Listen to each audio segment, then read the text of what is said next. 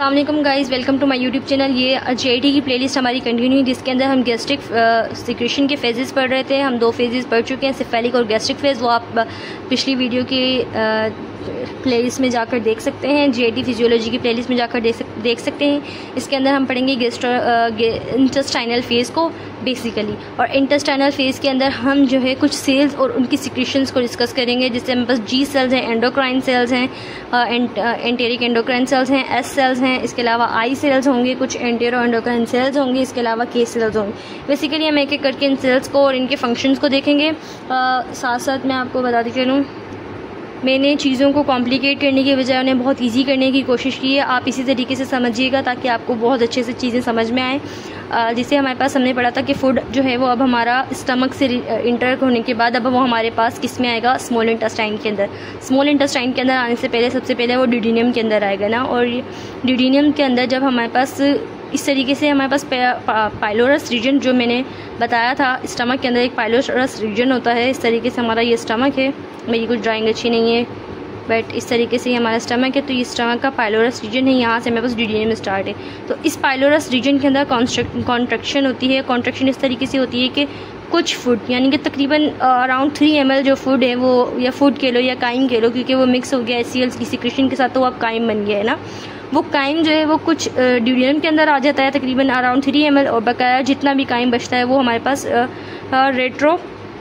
रेट्रोपल्जन कर जाता है। रेट्रोपल्जन काइम हो जाता है, बेसिकली पीछे की तरफ को मूव कर जाता है। अब हमारे पास क्या होता है, आफ्टर पाइलोरस पेरिस्टल्सिस, पाइलोरस की पेरिस्टल्सिस हुई, जिसकी वजह से कुछ फूड जो है या कुछ काइम जो है वो हमारे पास कम किस में आ गया, इंटेस्टाइनल ड्यूडेनियम के अंदर। अब जो इंटेस्टाइनल ड्यूडेनियम है वहाँ पर हमारे पास बेसिकली बहुत सारे डिफरेंट टाइप के सेल्स प्रेजेंट होते हैं, जो कि स्टिमुलेट कर रहे होते हैं, और वो सेल्स जो हैं वो एक्टिव हो जाएंगे। ये जो फूड आया है, ये फूड हमारे पास एक्टिवेट कर देगा जी सेल्स को, जो कि हमारे पास ड्यूडेनियम के अंदर प्रेजेंट है। वहाँ पर जो फूड आया है उस फूड के अंदर कुछ किस्म के हमारे पास पार्शियली डाइजेस्टेड प्रोटीन प्रेजेंट होंगे, क्योंकि फूड जो है वो एकदम से प्रॉपरली डाइजेस्ट तो नहीं हुआ होगा, या प्रॉपरली उसके प्रोटीन्स ब्रेकडाउन तो नहीं हुए होंगे, कुछ पेप्टाइड्स बन गए होंगे। तो वो जो पेप्टाइड्स होते हैं या पेप्टोन्स होते हैं ना, वो उनको फुली डाइजेस्ट नहीं किया गया। इसकी वजह से हमारे पास जो जी सेल्स हैं वो स्टिमुलेट होंगे और वो गैस्ट्रिन रिलीज़ करेंगे, जिसे हम ड्यूडेनल गैस्ट्रिन कह सकते हैं। वो ड्यूडेनल गैस्ट्रिन जो है रिलीज़ होगा कहाँ पर, हमारे पास ब्लड वेसल्स में, और वो ब्लड वेसल से रन करता हुआ कहाँ जाएगा, पेराइटल और चीफ सेल के पास, और स्टमक के पेराइटल और चीफ सेल के पास। और वहाँ जाके उन्हें कहेगा कि जो बॉडी और फंडस के पास हमारे पास पेराइटल और चीफ सेल प्रेजेंट है, वहाँ जाएगा और उनको कहेगा कि प्लीज़ जो है HCl और पेप्सिन की सिक्रेशन को इंक्रीज़ करें, क्योंकि जो फूड हमारे पास आया है उसके अंदर हमारे पास जो प्रोटीन है वो बेसिकली प्रॉपरली ब्रेकडाउन नहीं हुआ हुआ।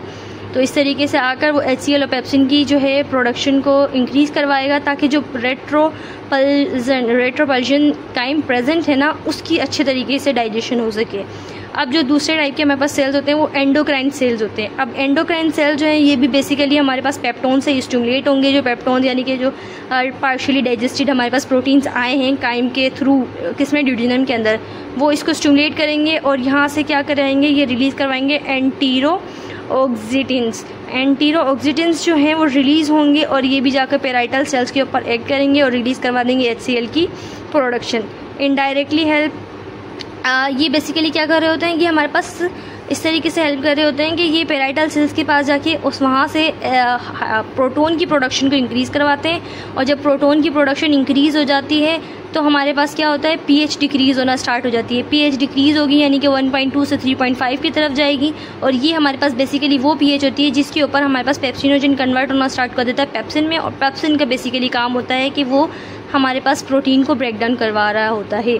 सही है गाइज़, अगर आपको वीडियोस फास्ट लगती हैं तो प्लीज़ आप रिवाइंड करके देख सकते हैं, और 1-2 दफ़ा लेक्चर लेने के बाद इंशाल्लाह मुझे यकीन है कि आपको चीज़ें समझ आने लग जाएंगी, और फोकस के साथ सुना करें तो बहुत सारे पॉइंट्स आपके क्लियर हो जाएंगे। अब हमारे पास बेसिकली तीसरी चीज़ क्या आती है, एसिडिक और फैटी काइम जो है हमारे पास, ये भी एक तरह का स्टिमुलस होता है। पहले हमने पढ़ा कि हमारे पास पेप्टोन्स और हमारे पास पार्शियली डाइजेस्टेड प्रोटीन्स जिन्हें कहते हैं, ये हमारे पास स्टिमुलस होता है। अब तीसरा जो है हमारे पास एसिडिक मीडियम या एसिडिक काइम जो हमारे पास आया है, या फैटी काइम जो हमारे पास आया है, ये भी एक किस्म का स्टिमुलस है। किन के लिए? एस सेल्स के लिए।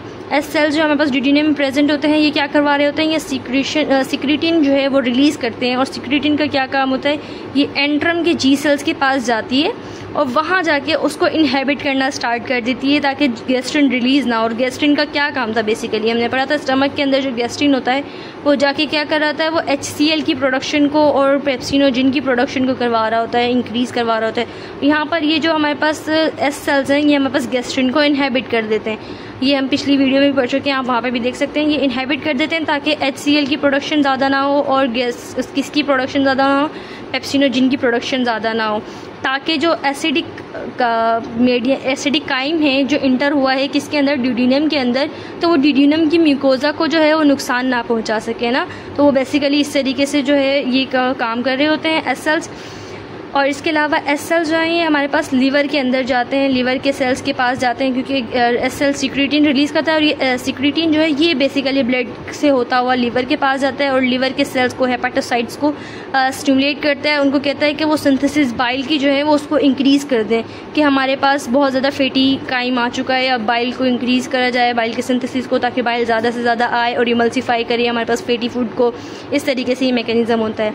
इसके अलावा ये जो है यही हमारे पास सिक्रीटिन जो है ये ब्लड के थ्रू रन करता हुआ कहाँ जाता है? पैंक्रियाटिक सेल्स के पास जाता है और वहाँ जाकर उन पैंक्रियाटिक सेल्स को कहता है कि बाइकार्बोनेट बनाओ, भाई बहुत ज़्यादा बाइकार्बोनेट की नीड है, हमारे पास एसिडिक मीडियम आ गया है, एसिडिक फूड आ गया है, एसिडिक काइम आ गया है। तो इस तरीके से फिर ये पैंक्रियाटिक सेल जो है बाइकार्बोनेट को रिलीज़ करते हैं पैंक्रियाटिक जूस के थ्रू और बाइल इमल्सीफाई करने के लिए। तो बेसिकली सिक्रीटिन का ये काम होता है गाइज। तो मतलब मैं आपको एक फ्लो बता देती हूँ कि किस तरीके से बाइल जो है वो रन कर रहा होता है। हमारे पास ये हमारे पास लीवर है, लीवर के अंदर से यहाँ से ये जो डक्ट निकल रही है ये हमारे पास होती है basically common hepatic duct. Common hepatic duct निकल रही होती है और ये कॉमन हेपेटिक डक्ट से बाइल आकर किसमें? सिस्टिक डक्ट के थ्रू आकर गाल ब्लैडर में स्टोर हो जाता है और जब भी नीड होती है तो फिर ये गाल ब्लैडर से निकलकर सिस्टिक डक्ट से यहाँ पर आता है। इसे कहते हैं कॉमन इसे कहते हैं हमारे पास कॉमन बाइल डक्ट। और ये कॉमन बाइल डक्ट जो है यहाँ पर पेंक्रियास के अंदर आकर यहाँ ओपन हो रही होती है, पेंक्रियास की मेन पेंक्रियाटिक डक्ट के साथ ओपन होती है और यहाँ पर ये बना लेती है हमारे पास मेजर ओपनिंग इन ड्यूडेनम, जिसे हम कहते हैं पेंक्रियाटिक एम्प्यूला। सही है। और ये पेंक्रियाटिक एम्प्यूला को सराउंड किया हुआ होता है कुछ किस्म के मसल्स ने जो कि एक स्फिंक्टर बना रहे होते हैं और उन मसल्स को हम कहते हैं स्फिंक्टर ऑफ ओडी कह सकते हैं। और ना इसके अलावा उसे बेसिकली उसे स्फिंक्टर ऑफ ओडी ही कहा जाता है या ओडी स्फिंक्टर, इस तरीके से कुछ कहा जाता है। ओके। तीसरे किस्म के जो सेल्स होते हैं वो हमारे पास आई सेल्स होते हैं। इंटेरो एंडोक्राइन नर्वस सिस्टम से जो हमारे पास एंटेरो एंडोक्राइन सिस्टम में जो हमारे पास प्रेजेंट होते हैं, यानी कि हमारी जो ड्यूडेनम में प्रेजेंट होते हैं वो आई सेल्स होते हैं। और ये क्या रिलीज़ कर रहे होते हैं? ये हमारे पास सीसी के रिलीज़ कर रहे होते हैं, जिसे हम कहते हैं कोलिसिस्टोकाइनिन। और ये कोलिसिस्टोकाइनिन भी बेसिकली ब्लड के थ्रू जाता है पेराइटल सेल्स के पास और उनको इनहेबिट कर देता है। और इसके अंदर ये जो कोलिसिस्टोकाइनिन है बेसिकली ये जी इनहिबिटरी पाथवे फॉलो करता है, जी इनहिबिटरी पाथवे फॉलो करता है और पेराइटल सेल के अंदर जी इनहिबिटरी पाथवे को स्टिमुलेट करवा देता है, रन करवा देता है, जिसकी वजह से HCl की प्रोडक्शन कम हो जाती है। ओके। अब जो है इसके अलावा ये दोबारा ये हमारे पास लीवर में भी जाता है। कौन? कोलिसिस्टोकाइनिन। ये हमारे पास ब्लड के थ्रू लीवर में जाता है, वहाँ से सिक्रीशन इंक्रीज़ करवा देता है, बाइल प्रोडक्शन को इंक्रीज़ करवा देता है। बेसिकली ना जो लीवर की सिक्रीशन है उसको इंक्रीज़ करवा देगा, यानी कि बाइल प्रोडक्शन को इंक्रीज़ करवा देगा। सिक्रीशन यहाँ पे गलत लिखा हुआ है, सिक्रीटिन लिखा हुआ है, सिक्रीशन। ओके। उसके अलावा यहाँ पर स्टिमुलेट करता है ये गाल ब्लैडर को टू रिलीज़ बाइल। ये किस तरीके से स्टिमुलेट करता है? ये इसके स्टिमुलस कुछ इसके रिसेप्टर कुछ सीसी के रिसेप्टर गाल ब्लैडर पर प्रेजेंट होते हैं। ये उसके थ्रू इस गाल ब्लैडर को कॉन्स्ट्रिक्ट करने की वो देता है ना, स्टिमुलस देता है कि आप कॉन्स्ट्रिक्ट हो प्लीज़। गाल ब्लैडर फिर कॉन्स्ट्रिक्ट होता है, कॉन्स्ट्रिक्ट होने के बाद ये क्या करता है? ये रिलीज़ करता है बाइल को और बाइल हमारे पास बेसिकली ड्यूडेनम में आ जाता है और वहाँ आकर जो फैटी एसिड्स वगैरह हैं उनको इमल्सीफाई करना स्टार्ट कर देता है। इसी तरीके से हमारे पास सीसी के जो है हेल्प करता है, रिलैक्स करता है किसको? ओडी मसल्स को। मैंने ऊपर बता दिया ओडी मसल्स हमारे पास क्या होते हैं। ये उन मसल्स को रिलैक्स करता है ताकि जो बाइल है वो बेसिकली ड्यूडेनम के अंदर इंटर कर सके और पैंक्रियाटिक जूस ड्यूडेनम के अंदर इंटर कर सके। और जो तीसरी चीज़ होती है ये स्टिमुलेट करता है एसिनार सेल्स को जो कि पैंक्रियास के अंदर प्रेजेंट होते हैं, ताकि जो रिलीज़ हो पेंक्रियाटिक एंजाइम्स का वो हो सके। बेसिकली पेंक्रियाटिक एंजाइम्स जो होते हैं वो पेंक्रियाटिक अमाइलेज, पेंक्रियाटिक लाइपेज वगैरह ये हमारे पास वेसल्स के अंदर प्रेजेंट होते हैं। एसिनार सेल्स के अंदर भी जो वेसल्स बने हुए होते हैं पेंक्रियाटिक उनके अंदर स्टोर होते हैं। तो ये बेसिकली उन स्टोरेज वेसिकल से रिलीज़ करने में हेल्प करता है सीसी के, कि वहाँ से एंजाइम निकल कर आए किसमें, पेंक्रियाटिक जूस में, और पेंक्रियाटिक जूस से ही हमारे पास ड्यूडेनियम में आ जाए। और हमारे पास जो तीसरे टाइप के कुछ सेल्स होते हैं वो हमारे पास होते हैं antero endocrine cells. Antero endocrine cells का क्या होता है, ये भी स्ट्रेच जो है ना, कुछ स्ट्रेच अगर हमारे ड्यूडेनियम में आता है तो उससे ये एक्टिवेट हो जाते हैं, ये स्टिमुलेट हो जाते हैं और ये रिलीज़ करते हैं पेप्टाइड YY और इसके अलावा न्यूरोटेंसिन। ये 2 किस्म के जो केमिकल्स हैं ये रिलीज़ करते हैं और ये भी ब्लड के थ्रू रन करते हुए जाते हैं और इनहिबिट कर देते हैं प्रोटोन एटीपेजेस को, ताकि HCl की प्रोडक्शन कम हो जाए। हमने जो गैस्ट्रिक फेज़ पढ़ा था, गैस्ट्रिक फेज़ का बेसिकली क्या काम था, उसके अंदर जो है हमारे पास स्टमक जो है ना वो बहुत सारी चीज़ें, मतलब वो HCl को और पेप्सिन जिनको बना रहा था ताकि फूड जो है वो डाइजेस्ट होना स्टार्ट कर दे। लेकिन जब हमारे पास ड्यूडेनियम के अंदर बहुत ज़्यादा हमारे पास इस तरह का फूड आना स्टार्ट कर देता है जो कि एसिडिक होता है, तो वो ड्यूडेनियम के लिए या ड्यूडेनियम की वाल के लिए और आगे स्मॉल इंटेस्टाइन की दूसरी वाल्स के लिए वो डेंजरस हो सकता है ना। इसीलिए फिर हमारे पास जो इंटेस्टाइनल सेल्स होते हैं या ड्यूडेनियम के सेल्स होते हैं वो स्टिमुलेट कर रहे होते हैं वापस में स्टमक को कि भाई HCl की प्रोडक्शन को कम करो, हमारे पास एसिडिक फूड आ रहा है जिसकी वजह से हमारे टिश्यू डैमेज हो सकते हैं। तो ये इस तरीके से वर्क करता है। और हमारे पास कुछ किस्म के ऐसे सेल्स होते हैं जो लिवर को और पेंक्रियास को स्टिमुलेट कर रहे होते हैं कि भाई आप बाइकार्बोनेट भेजें ताकि हमारी pH दोबारा बेसिक हो, नॉर्मल रहे, एसिडिक ना रहे हमारा काइम जो हमारे पास फूड आया है। और इसके अलावा कुछ किस्म के बाइल आएँ ताकि वो जो फूड वगैरह अच्छी तरीके से वो नहीं हुआ, डाइजेस्ट नहीं हुआ, वो डाइजेस्ट हो सके। तो ये सारा प्रोसेस होता है। और यहाँ पर जो तीसरे टाइप के सेल्स होते हैं वो के सेल्स होते हैं। और ये के सेल्स क्या करते हैं, ये हमारे पास गैस्ट्रिक इनहिबिटरी पेप्टाइड जो है उनको रिलीज़ करते हैं। और गैस्ट्रिक इनहिबिटरी पेप्टाइड का क्या काम होता है, ये भी हमारे पास HCl की प्रोडक्शन को इनहिबिट करते हैं, पेराइटल सेल्स को ऊपर जाकर ऐड करते हैं।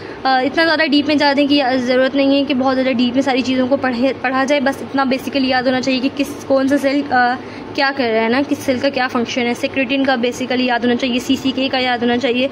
और इसके अलावा क्योंकि बेसिकली ये जो सेल्स होते हैं ये जाकर जो है ना हमारे पास लीवर पेंक्रियास को भी एक्ट कर रहे होते हैं, गॉल ब्लैडर को भी एक्ट कर रहे होते हैं इस तरीके से। और ये जो होता है GIP जो है ये एक्ट करता है बीटा सेल्स ऑफ पेंक्रियास के ऊपर। और बीटा सेल्स ऑफ पेंक्रियास का आपको पता है कि ये क्या करते हैं, ये इंसुलिन रिलीज़ करवा रहे होते हैं। और इंसुलिन रिलीज़ करवाने की वजह से क्या करवाते हैं, ये ग्लूकोज का अपटेक इंक्रीज़ करवा देते हैं। जब इंसुलिन रिलीज़ होगा तो इंसुलिन आने के बाद ब्लड में क्या कहेगा, दूसरे सेल्स को जो है वो कहेगा कि ग्लूकोज को अपटेक करो, ग्लूकोज अपटेक करो, अमाइनो एसिड को अपटेक करो। तो ये सेल्स के अंदर जाना स्टार्ट कर देंगे और वहाँ पर जाके ग्लूकोजेनेसिस होना स्टार्ट हो जाएगी, लाइपोजेनेसिस स्टार्ट हो जाएगी, प्रोटीन सिंथेसिस स्टार्ट हो जाएगी। तो ये सारे के सारे काम किसके हो जाते हैं, गैस्ट्रिक इनहिबिटरी पेप्टाइड के।